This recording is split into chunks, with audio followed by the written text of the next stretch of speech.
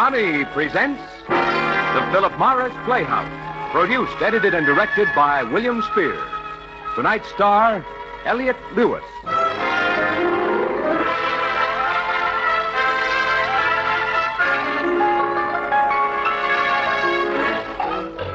And now, with Elliott Lewis as star, we bring you Apology, tonight's production in the Philip Morris Playhouse.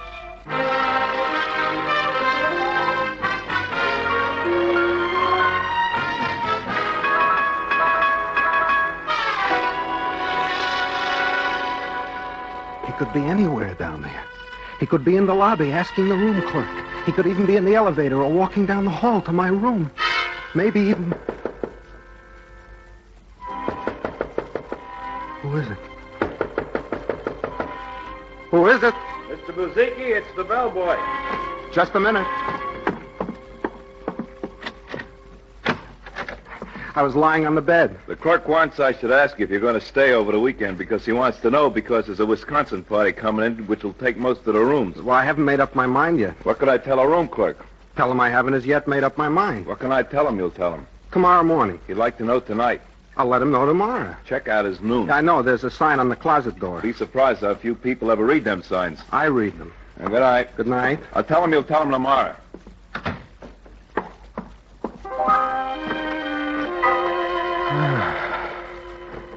Funny. How his just being so big scares me. Size wouldn't count. That's why it's foolish to worry about a thing like that. Because if he ever caught up with me, size wouldn't have a thing to do with it. Only the index finger on his right hand is off, with which he'd pull the trigger. Well, it's all psychological, I suppose. The mind has got to work, I guess. Funny how a man can have no courage, absolutely no courage at all, for one entire lifetime and get reckless one day. Just something in him, maybe all the times he should have got angry and never did. And that day, that minute, that second, he does something. If anybody'd have asked me if I was planning a thing like that, still, who can know himself? To see her lying there with the little wine glass in her hand when a minute, a second before, she was her usual self. Montana? What's wrong with that? I wouldn't go to Montana if you carried me there dead. What's wrong with Montana? I'd rather be dead. Is it such a terrible place? I wouldn't know. I never been there. Then how can you possibly know? Do you think I haven't a very good idea of what you have in mind when you want to send me off like that? Because I asked you to take a little vacation. To imagine that a girl like that would say anything, would walk by, would even stay on the same side of the street as a small-timer like you is enough to make me laugh. This is an imagination. Do you want to be sensible or lose your temper? When I think of the way he tried to talk me out of it, the way Pa begged me, he got down on his hands and his knees and begged me, please, this fella is no good. I can hear his voice telling me I was young. Your Pa is not always infallible. A person can be too young, you know that? Much too young. It's only later, when it's too late, that you think back and remember how right your father was when he told you. Your Pa was wrong. You can stand there and tell me that? When you have no idea in your head but shipping me off someplace I don't know where, so you can paint the town yellow with somebody that you couldn't even get a date with? If I can't even get a date with her, what are you so worried about? That's a real question. That's a real intelligent question. Ida, if the doctor said Montana and you have confidence in him, why do we got to argue like that? She wouldn't even look at you. How do you know? See? You admit it. I want to know how you can hate me so much as to think she wouldn't be the slightest bit interested. Because she wouldn't be interested. What's interested you can interest her. I was young. This is so silly. We're talking in circles, Ida. Oh. What's the matter? You aggravated me. What is it? My pills. Top shelf. Lie down, here. Don't you dare. Don't you dare touch me. I'm not touching you. Lie down. I'm as comfortable as I ever will be, right here. What are you standing there for? Top shelf?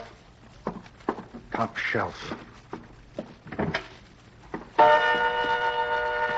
I had saved them up, like everything inside me, in green capsules. I never intended. How could I have such a thing in my heart that I'd ever think of doing such a thing? But it always made me feel better when I'd make it up at the drugstore and put it in the box. I felt better when I got through work mixing the stuff, just like I mixed 1,000 prescriptions every day of the week. and putting it away. For a rainy day, I told myself. Someday, when I got mad enough. Well, it wasn't my head or my heart, I can tell you that, but something, my hand, maybe. And I took her the green capsules instead. What are these?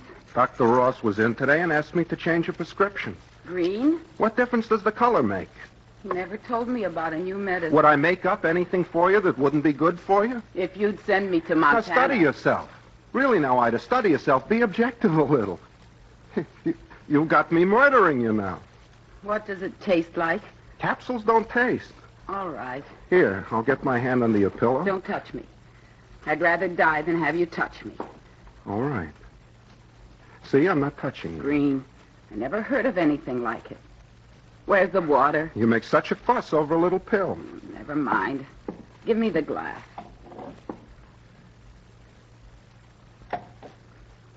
You'll feel much better. I could taste You it. only think so. I could. Myron, I feel funny again. Not like before. Funnier. I'll get you water. No. Let me. I'll get it. Glass. Water.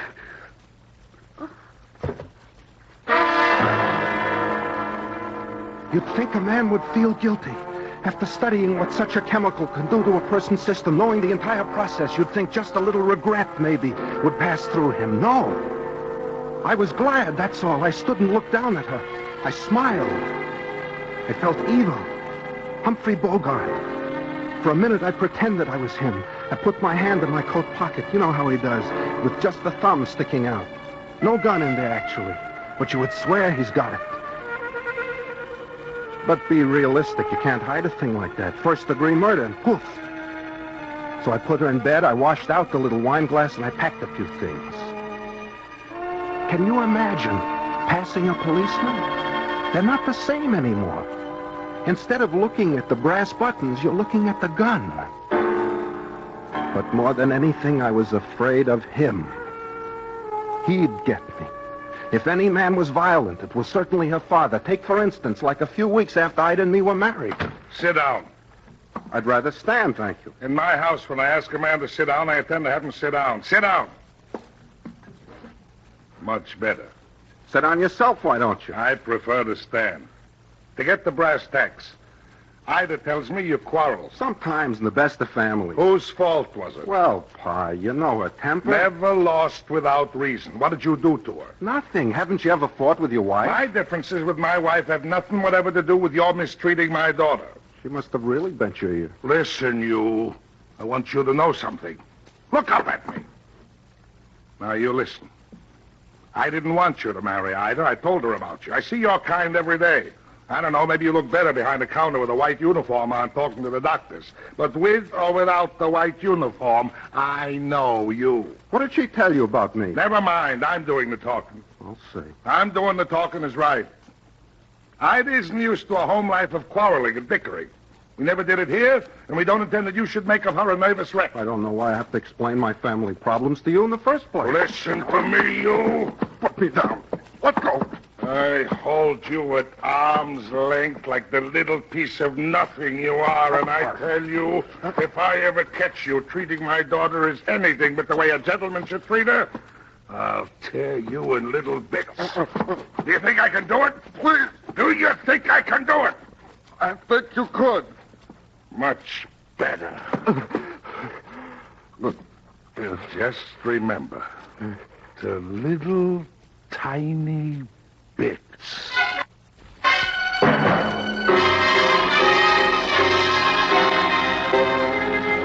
Between him and the police, therefore, there's very little hope. Very little. As a matter of fact, it's hard to decide which would be the worst way to die, which I am more afraid of. Of course, Pa. Much more. The law has logic and a little reason to it, but Pa is nothing but an animal, a wild animal. If he should ever get me... I'll leave tonight. How can a fugitive from justice like me stay in one place?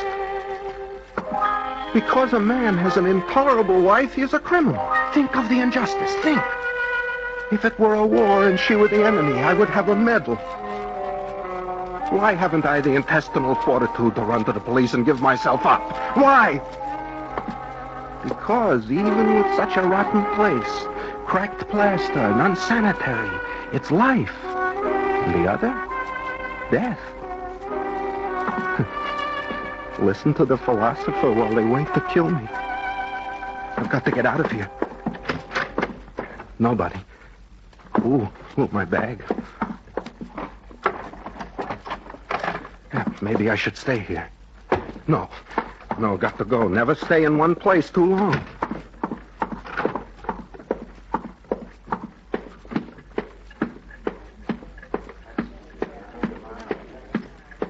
I'm not sure who you mean. A little weasel, small, played all the time. Have you seen him? Tell me. I seen this fella, yeah. Well, show me. He's a murderer. I'll show you. In the lobby. He's in the lobby talking to the bellboy. What'll I do?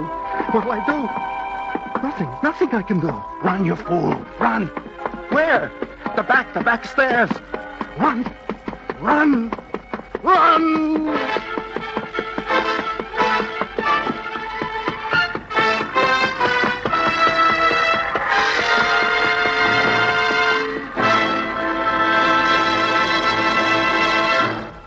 You have heard Act One of Apology, starring Elliott Lewis. Now, Elliott Lewis in Act Two of Apology, tonight's production in the Philip Morris Playhouse.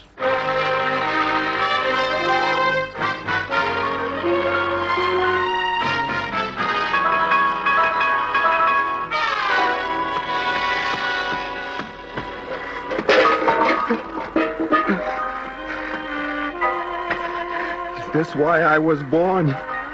So I could take my place behind a garbage can in an alley?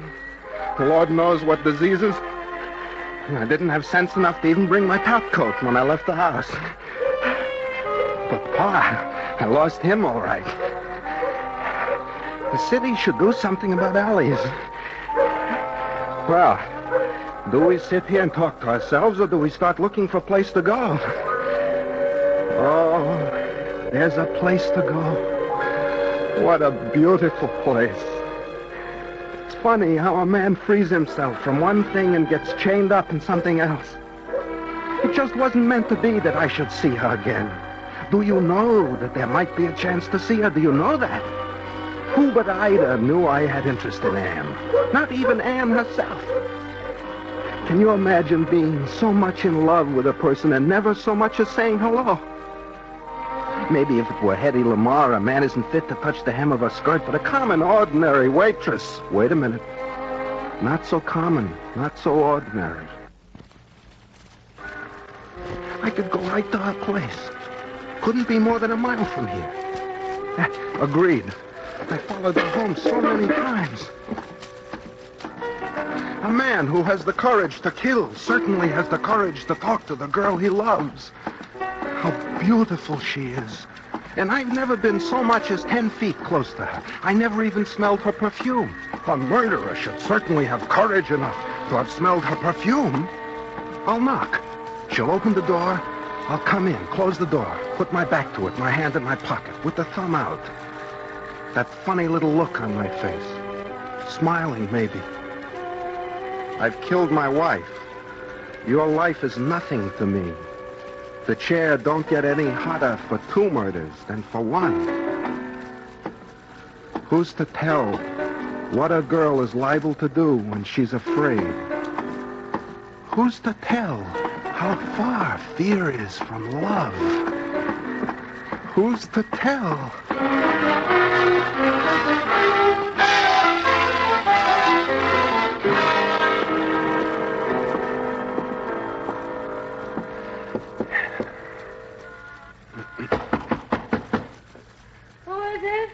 An emergency! Quick, open! Who are you? It's John of the restaurant. Please, Anne. John. Open! Open! Hey, I don't know anybody. Get back in there. I said get in. This is a gun. What do you want? Do you read the papers? What do you want? I ask you a question, and when I ask a question, I expect to be answered. Sit down. Much better. Now, do you read the papers? Turn on the lamp. sometimes. I'm Myron Frame, alias Buzicki. I killed my wife. Oh, look, Mr. And do you know why? Why? Because I loved you. What? How does it feel to have someone killed over love of you?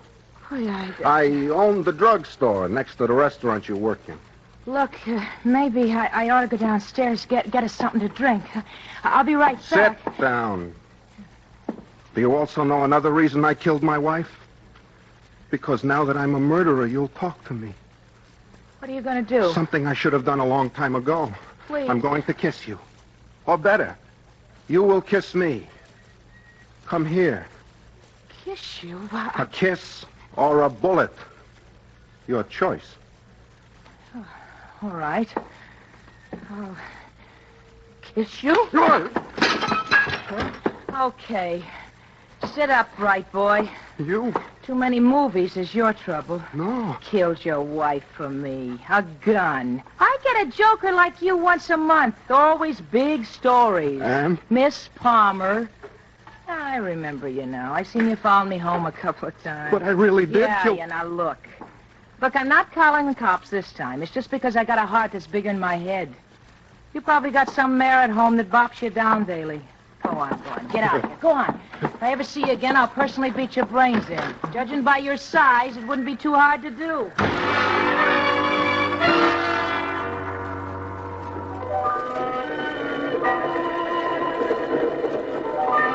Lose yourself in a crowd. Times Square. Lucky my face is so ordinary. I look no different than 50,000 others who are riding around in the subways. My description could fit so many people. They'll have a tough time. Ooh, what a terrible girl she was. What a terrible girl. So hard. Hard as steel. But just like a lot of things, if you get up close, there's very little romance left. Her complexion isn't even what might be expected. Why should she believe me? A killer. Do I look the type? Of course not. After a period of respectability, a man can do anything and still appear respectable. It's a habit, more or less. Being on a subway makes you think you're going somewhere because a passenger who gets on when it's heading downtown doesn't realize that the train turns around and goes back uptown. He thinks it's going someplace, whereas it's only going in a circle. Look out who you're... Well, hello, Mr. Frayne. Who, me? Not me. Why, Mr. Frayne, what are you talking, Mr. Frayne? No, look, I've never been in New York before. Your name, Frayne? Buzicki. Let's see your identification. What is this? Your identification, please. I left my wallet at home. Yeah? You come down with me. A man has the right. Charge? Murder.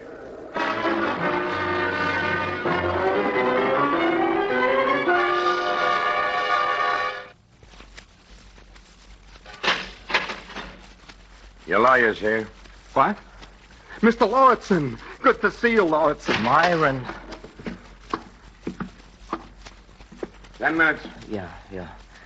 Myron, you didn't do this horrible thing. Yes, Temporary insanity. It's your only chance. maybe. I'm friendly with a wonderful psychiatrist. He'll give you an examination. I saved up the poison for weeks. You see how easily I admit it? It's because of the hate I felt for her. Terrible, just You terrible. don't know, Lauritsen, what it's been like these last few years. Just terrible. Coming home every night to such a woman. Temporary insanity. How can you say that? I saved up the poison for weeks. Can they prove it? They can prove I mixed it. I'm a registered pharmacist. They can prove it was premeditated. Very bad, Myron. Very bad. I'm so sorry for Listen you. to me, Lauritsen. Whatever you do, don't let that ogre come near me. Who? Pa, my father-in-law. Oh. He'll kill me. Oh, I see. I can very well understand. You won't permit him near me. I'll caution the police. He'll kill me. I'll caution the police. And don't let me out of here. On a murder charge? How could I get you out? Habeas corpus. Oh, you always listen too much to radios. There's no bond on a murder charge. Then he couldn't get me out of here by paying my bond. Never in a million years. Thank you, Lauritsen. Now, I've got my notebook. Now, Myron, every detail. Don't hold back, Myron. I know. Everything may be important in a case like this.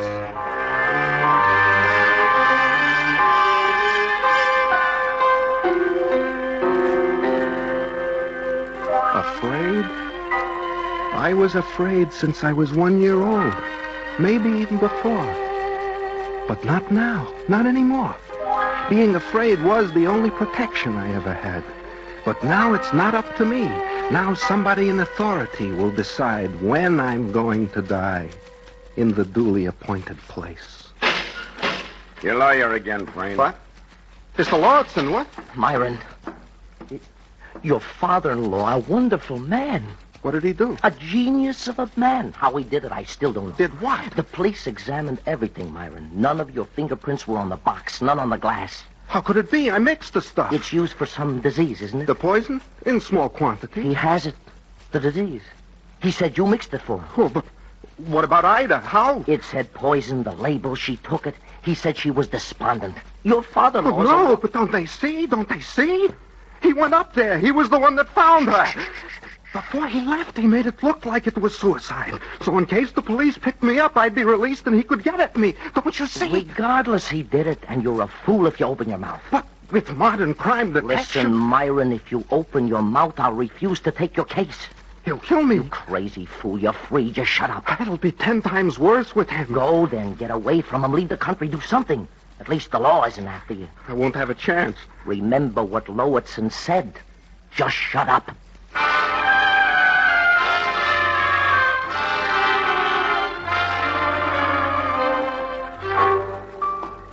How can it be that I'm standing on a street again? Me, a murderer. It's a crime to public safety that I should be allowed to walk around. At Lowitson, just so they wouldn't say he lost the murder case. Just so... Myron. Get in the car, Myron. All right, Pa.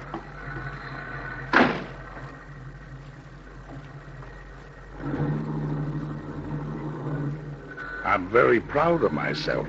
You should be. It was remarkable. I came up afterwards. She was lying there. I started out, I almost collapsed right then and there. But I turned back. I knew you were stupid. I knew the law would pick you up, so I fixed everything. I covered all your traces. I'm very thorough, Myron. I never slip up when I set my mind. The law should take care of me. You shouldn't. That wouldn't be enough for me. I would get the electric chair. Too quick.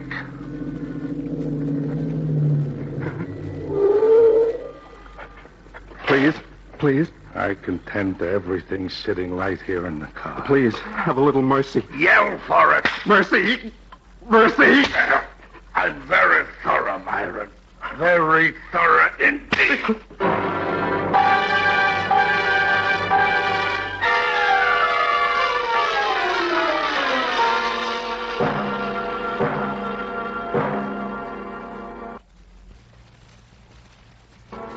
Get up. I can't.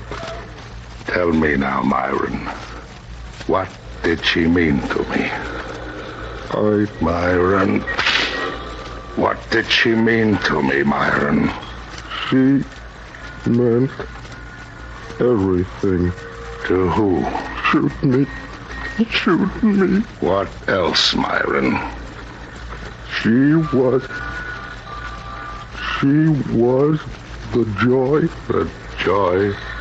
The joy of your life. Now, apologize again. You what? I apologize. What for? She was everything to you. That's true, Myron. She was everything to me. Either way, there's something you'll be happy to know. When I go back, I'll get Lowitson to handle my case. Just to make sure there's one he loses.